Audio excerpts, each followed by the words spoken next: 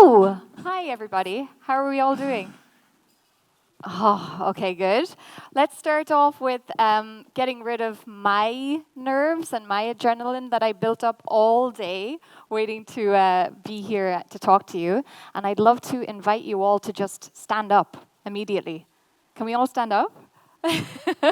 Before I actually get into the talk, I just want to do something for myself selfishly, but also for you. Right now, this is the part of the conference where our energy might be dropping a tiny bit after lunch. So I'd love us to just shake out everything. Just shake out your left arm, shake out your right arm. This is totally for me. Shake out your left leg and shake out your right leg. Okay, and just do a full body shake. Thank you very much. You can take a seat now again. Thank you. It's so funny, waiting to speak to an audience for the whole day. It felt like being in school, you know, when you were being picked or you were waiting to be picked to read something. The nerves was building up and up and up and up. So I'm actually very glad that I get to talk to you now. So the talk that I'm going to be going through today is I want to answer the question, are humans still needed in the room? They're not. I'm only joking. And this is going to be a talk about facilitation. How many of you here know what facilitation is? Oh, this is good. Okay, we're like 4 people know what facilitation is. That's really, really good. But first, before we go into it, I want to introduce myself. My name is Rebecca Courtney. I help individuals become facilitators by coaching them and doing some advisory. A facilitator is somebody who actually just makes the process of working together that bit easier. And I also go into teams and help companies collaborate better. Uh-oh, this is falling down. We might need some help here in a second. So I use facilitation and things like design thinking as my tools to help teams do this better. So where did I come from? My background is in education. I used to be a primary school teacher. The accent that is a bit weird right now is from Ireland. I'm Irish. Is anybody Irish here? I heard one Irish accent outside, and they're not in here right now, no?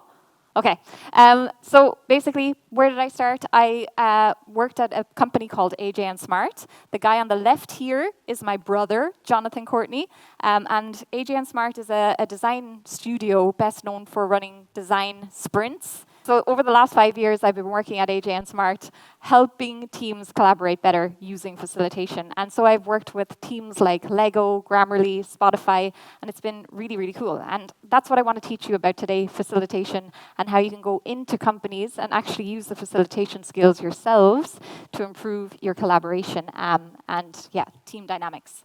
All right, I'm going to be talking about meetings. We've always had meetings. Meetings are basically where people come together and make decisions together and solve problems. Of course, we know that. And when we think about the meetings that we used to have years and years and years ago, 2 million years ago. So when we think back to the problems that we were solving 2 million years ago, they were like the goals of those meetings were way more tangible. Like realistically, what you had to do was you had to find food, you had to find shelter, or you die. But nowadays, the meetings that we're having are way more complex than ever. So now we have scattered teams all over the world, different time zones. We have more people in the meetings, which means more complexity. We've ambiguous goals. Probably most of the meetings that you attend don't even have defined goals. There's endless distractions right now. And now we also have AI in the room, which is also, it's an amazing thing. The tools that we have with AI improve and support collaboration. However, it also adds that level of complexity to working with people. And what I call this is collaboration chaos. Collaboration meaning coming together to solve problems with other people. Chaos meaning the way we do it now is a shit show. And we want to actually change that, and we have a solution for it. But the thing I want to talk about first is this meme. It's really funny, but it's actually really sad at the same time. What's happened because of collaboration chaos, we've all kind of just accepted that this is how we work together. It's part of our work. The collaboration chaos that we feel is the tax we pay to do our real work. The meetings that we attend are the tax we pay to do our real work. Does anybody agree with that? That you kind of see meetings as the place you go to and you just have to do it, but then afterwards you get to do the real work that you enjoy. Does anybody connect with that? Good, we're on the right track. Okay, so there's a lot of consequences to poor collaboration. For companies, of course, there's a massive financial cost. This data point is really scary, actually. There's $1 million wasted every 20 seconds in organizations across the globe due to ineffective collaboration. But what I want to talk to you today about is something deeper. For individuals, poor collaboration is threatening our thinking and our sense of mattering. And I just want to talk about these really quickly. Our sense of mattering. I'm reading a book at the moment called Mattering. Has anybody read it? It's by Jennifer B. Wallace. It's incredible. And this quote came up, and yeah, it kind of had this little aha moment in my head. And it reads, "The purpose of life is not to be happy, but to matter, to be productive, to be useful, and to have it make some difference that you lived at all." And that's by Leo Roston.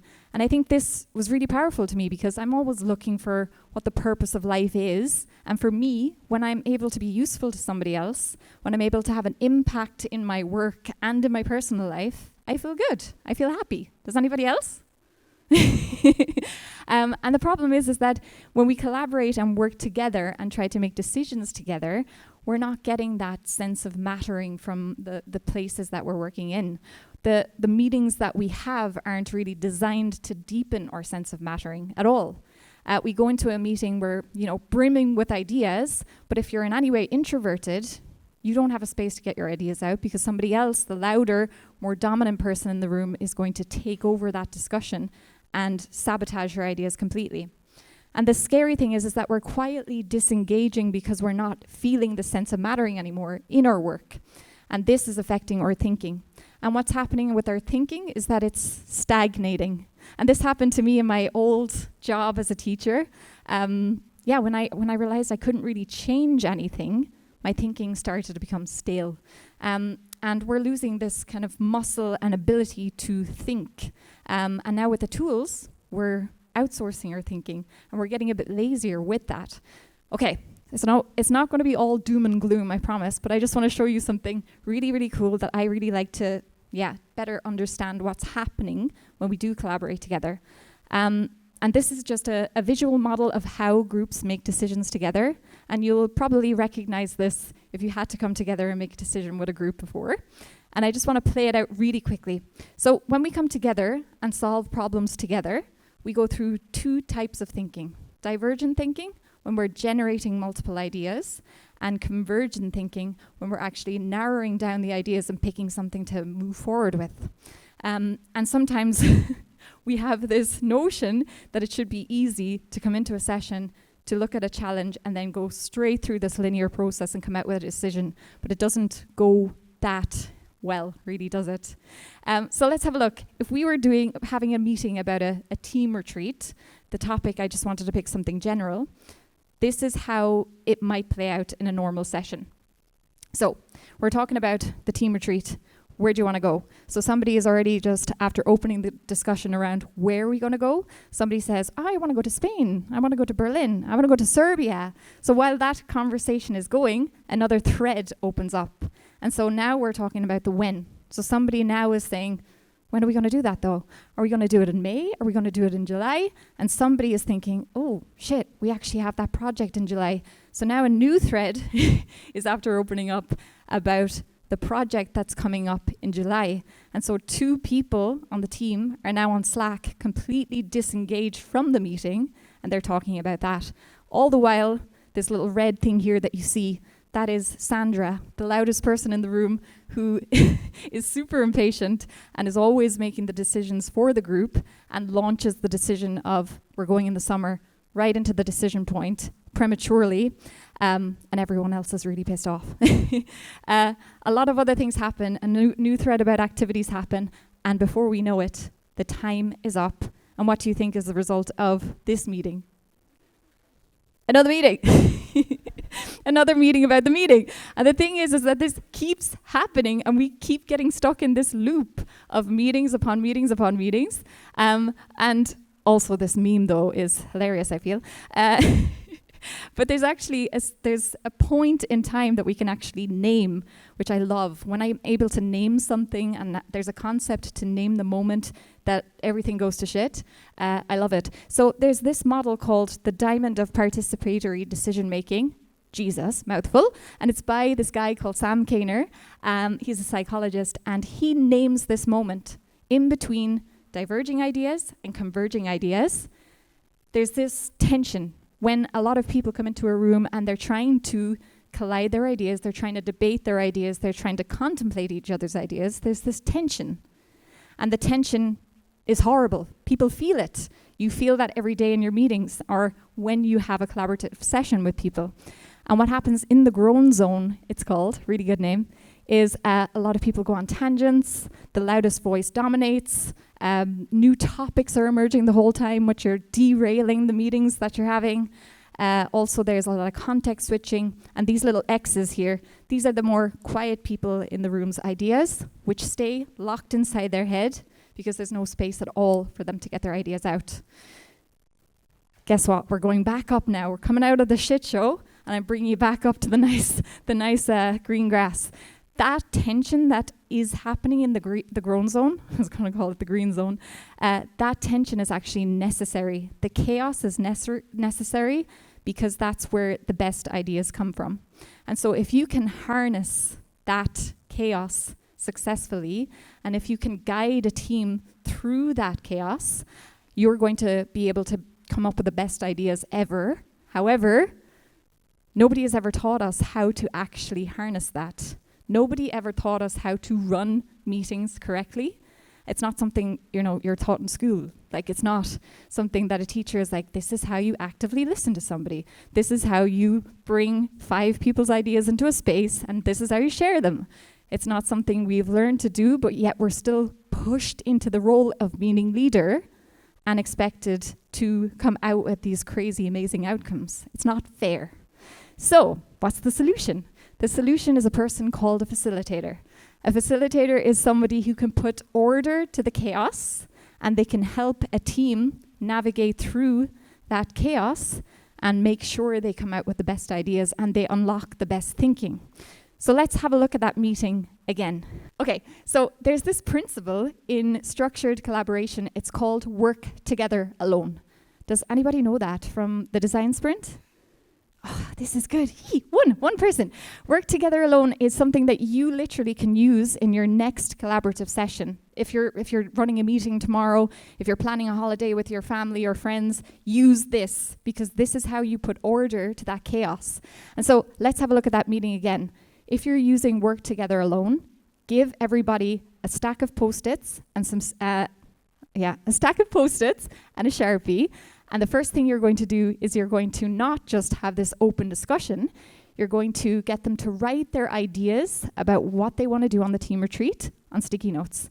Put a bit of a timer on it, and then get them to write them down, thinking alone, so that every single person in that room gets to have an opportunity to share their ideas. Then they stick them on the wall, and so now we have a proper visual of all the ideas instead of this big, messy web that we saw earlier. And the next part, this groan zone, instead of that big circular discussion and everybody getting pissed off at each other, instead of their voices, you give them voting dots. And so you can give each person 3 voting dots each and ask them to vote on their favorite ideas. Like, what are the 3 things that you really want to do on this team retreat? Finally, the facilitator, whoever is in charge of structuring this discussion, can prioritize the ideas from most votes to least. And so in 10 minutes, you have a clear outcome. Nobody is hating each other, and everybody has felt safe enough to share their ideas. And this is basically how you can cut through that chaos and make sure that the meetings that you have don't spawn more meetings. But this is just one way that you can do it. There's so many other tools, skills, and ways that you can facilitate sessions. And also, I want to say that it's not a skill. Facilitation is not a skill that you need to go away and train for years and years and years. You can start implementing it in your work tomorrow. You're probably already doing it, you just don't have the name for it yet. Okay, so the job of a facilitator is fundamentally human. So if we're answering that question at the very beginning, are humans needed in the room? Absolutely 100% yes, especially a facilitator, because facilitation requires a human to sense what's going on beneath the surface and respond to it in real time. So facilitators require presence. AI can't go into a room and read the energy. AI can't go into a room and actually navigate that chaos that teams go through. They can't make sure that they can't see if somebody has fallen behind or if two people have gone on Slack to talk about a different thing. They can't do that. And we need the human in the room to be able to harness that creative thinking that we all have locked inside in us. Okay, so I skipped a bit there, but we'll go back to it. So are humans still needed in the room? I'll give the energy again. 100% yes, we need the teams to create that magic that comes from the grown zone. We need that collision of ideas from a certain group of people in a certain moment of time to spark those cool ideas that come out from that moment. And we also need facilitators to harness that magic. The future of work isn't just about how intelligently we use AI. It's about how we creatively think together. It's about how we matter to each other and how we connect with ourselves and each other. And it's how we create things that no AI can prompt into existence. I only have 2 minutes left, and I really wanted to do an activity, but I don't think I have time. Do I have time? Would I be able to get an extra 5? Oh my God, okay, this is good. Let me just check. All right, I want to go back. I would love you to do something. Does everybody have a piece of paper and a pen? No, if you do, please just tear some paper out and just pass it down the rows. I would love you to all engage in this activity because it's going to be so fun, I promise. And if you don't, I'll start crying because of the whole incident with the beginning and stuff. You know, I'm already fucked from that. So if you have paper, just pass it around, please. I'm going to give you a few seconds to prepare yourselves for that. Maybe we turn on some music for that. Thank you so much. Yay! I can't believe that beginning started like that, you know? But anyway, if you have a piece of paper, put up your hand. Oh. Okay, we're good. It might be enough. Lads, I want us to have a snowball fight, a paper snowball fight. So if you have paper, pass it around, please. All right, we're passing it. Hold it up when you have it. Woo! I have 45 seconds left. Thank you so much. Yay! I'm going to give you another 10 seconds to find paper and a pen. Oh, a pen as well is essential. We need a pen. If you have a pen, that would be good. I saw some really good pens and paper outside there, so you must have grabbed that. All right. We can turn down the music a tiny bit. All right, so what I'd love you to do right now is think about today. Think about my talk. Think about the beginning of that talk, which I'll never forget. It's going to haunt me for the rest of my life. But I want you to think of a learning or a takeaway or an insight that you got from today. It could be from my talk. Please make it from my talk. Or other talks that have happened. And what I'd love you to do is just write that one insight on a piece of paper. I will tell you before that, somebody will be reading this. You're not going to be verbally reading it out to anybody else, but just remember that. So I'm going to give you 30 seconds to just write your core insight, something that is stuck with you from today. We can turn up the music again, just for atmosphere. Woo! I'm high. I think the weight of the whole day has gotten to me.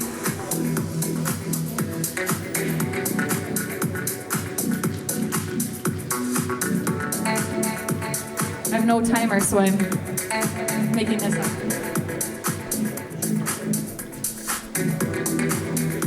All right, let's say 10 more seconds.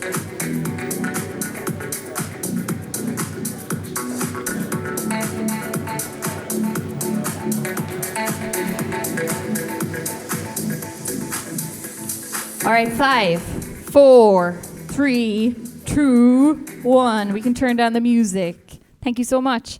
All right, What you're going to do now is you're going to crumple up your snowball, or your piece of paper, into a little ball.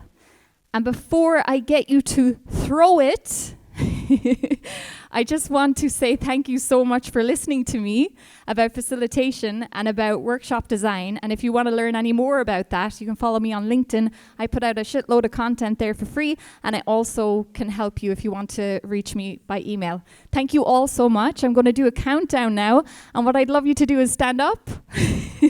Stand up. And this is going to require a bit of self-management, because the way you fire your snowball is going to mean, it's like some people can throw it behind them like that, or you can throw it in front of you. The whole point of this is that every single person gets a different snowball with a core insight in it. Okay, let's try it with the music on, and I'm going to count down from 3, and then I'm just going to walk off the stage. Thank you all so much. 3, 2, 1, throw your snowball! Woo! Thank you all so much. Enjoy the gift.